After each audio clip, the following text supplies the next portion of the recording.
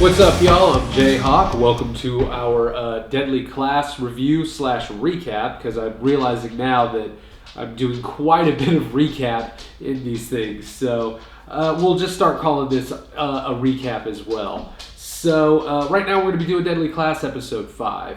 So this episode is based on the issues of the book that really solidified this as one of my favorite comics.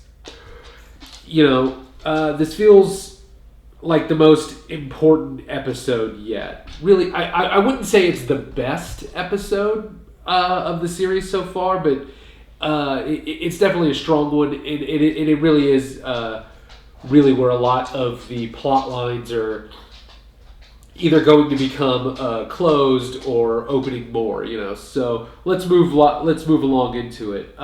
We saw at the end of episode 4 that Billy and Marcus are planning a trip to Vegas to basically murder Billy's father. So apparently Willie, Saya, and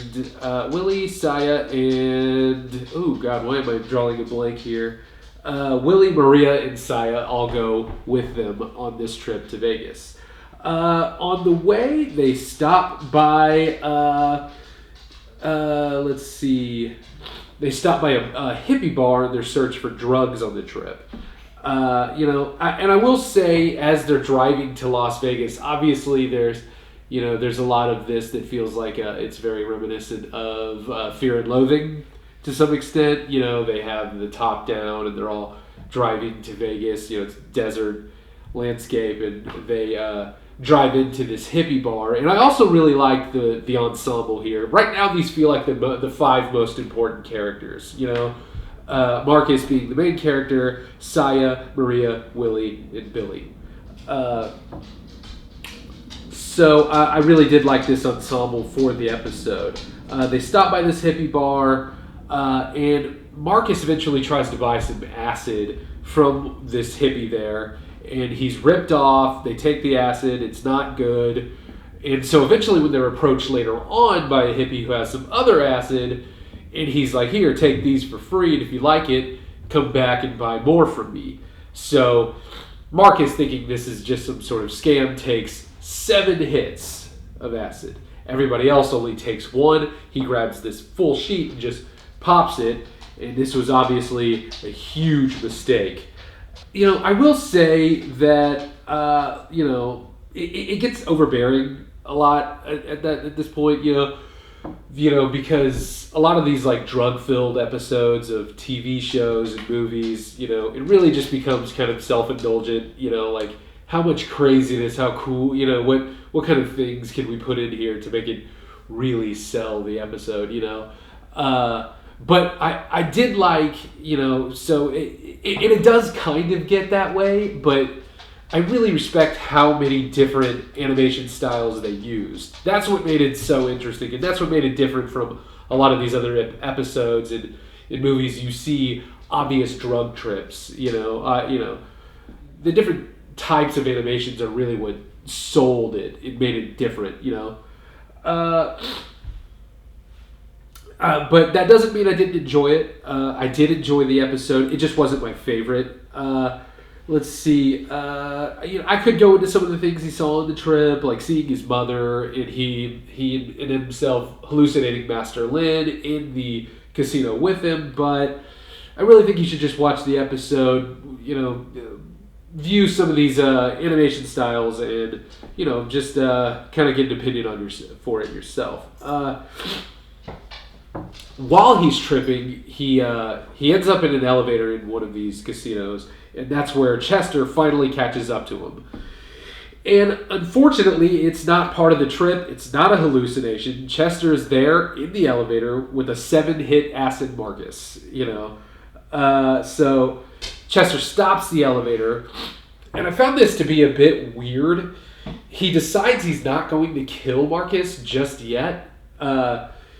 He's going to wait until he can do this in some grand fashion, and some way that is going to guarantee him a spot on Phil Donahue, which I don't know if you know who Phil Donahue was, but he had a talk show in the 80s called Donahue.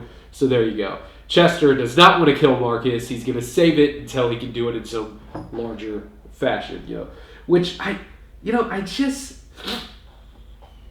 not sure if I agree with that. Is it going to make him more psychotic, to some extent, that he's just plotting this and plotting this and plotting this? Or did it technically make him less menacing? I don't know. Only time's going to tell where they go with that. But let's see. I have some other notes here. Marcus is also in his room when Billy eventually, the plot of the point of them going to Vegas was that they had to kill Billy's father. So that eventually Billy tells him that his father is in fact in the next room. Marcus and Billy are going to kill Billy's father. They make their way into the room, and after a fight scene, eventually they do get one up on his father, and his father does end up dying. And honestly, it kind of feels a little bit anticlimactic. You can tell that this isn't the point of the episode. His father did put up a good fight, and it kind of feels like he's about to win this fight, but eventually he just kind of trips, and if I remember correctly, he just kind of bumps his head, and that's the end of the fight. He just kind of splits his head open, he's dead.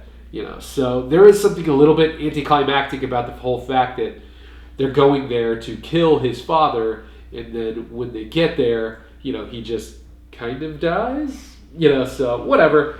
But they make up for it in the end of the episode. And I will say that the second part, the latter half of the episode, is a lot better than the first half of the episode. So let's see. Sooner or later, Marcus finds his way into Maria's room. Ooh, all right. And then they actually start to hook up. So this was actually pretty important. Because it really establishes the growing relationship between Maria and Marcus. There's obviously been tension between them since the opening episode, and this is kind of the climax of that. So they start to hook up, and what do you know? Chico boots down the door, I think, and comes in, interrupts them, sees basically a topless Maria on top of Marcus. This is obviously not going to be good for Marcus, and it's very clear that the tensions between Chico and Marcus are at a boiling point. A massive fight breaks out between the two of them, and it leads them out into an alley where Saya, Billy, Willie, and Maria eventually catch up to them. Chico is just delivering an ass whipping to Marcus at this point, and it's just clear that Marcus is out of his depth at this point, trying to stand up to someone like Chico, who's just clearly been in tons and tons of fights and just handled himself and knows exactly what to do. But eventually, when all those characters do eventually catch up to them in this alleyway, what I will say is that this scene especially feels like, to me, one of the biggest points that they really lifted from the comics, that they really stayed true to the comic. Everything that happens in the comic basically happens in the episode. From Billy walking up and trying to break up the fight, and then Chico stabbing him, and so Billy falls down, to Willie picking up a gun, putting it in Chico's face, and basically trying to end the fight. And Chico just knows. He's like, basically tells Willie, "You're not going to do it." Gets the gun away from him. That happens, and then until he's still kicking Marcus, and then eventually Maria steps up, slits his throat with this fan blade that she uses. So it is in fact Maria who kills Chico. All of that really is what it just stays so faithful to the comic. But all of that is almost exactly what happened in the comic. So that was one of my favorite things that happened in the episode, and one of my favorite scenes to see acted out, because like I said, this series of issues is really what sold the comic to me. It was so much fun to read, but the show just becomes so much more dark and bizarre, and you think you know where it's going, but it just keeps getting crazier and crazier. Let's see. So We finally get to the end of this episode with them driving home after what was clearly a very emotional and devastating trip. Everything from Chester fighting Marcus to, Billy and Marcus killing Billy's father to Chico being murdered by Maria in an alley. They're all driving home, clearly battered, beaten, and I believe Marcus is still tripping at this point. They're not illustrating that, but you can see that he's just a little bit glossy-eyed. That could be, I don't know, some sort of concussion from the absolute beating he took from Chico.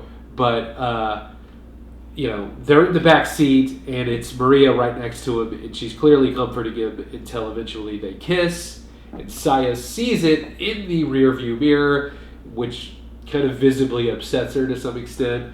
And I don't know what Saya's thinking at this point. She's visibly upset, but is she jealous? Is she mistrusting of Maria after what Chico told her in episode 4? Is it concerned because Marcus is her pledge? What does she know that we don't? I don't know. So that is really the most I can talk about with episode 5. Like I said, I mean, almost half the episode is Marcus tripping, which it's not my favorite thing to illustrate, but like I said, I do respect just the sheer amount of animation they use. So that's my review / recap of episode 5. I found it good, not the best. So stay tuned for our episode 6. If you like this video, please like, please subscribe. Please don't pay attention to the fact that I can barely talk right now as I am just filled with mucus. But like, subscribe, leave a comment. Tell us what you think Saya might be thinking. What is she jealous? Is it because is it concern over Marcus being her pledge? What is happening? So let's stay tuned for our review of episode 6.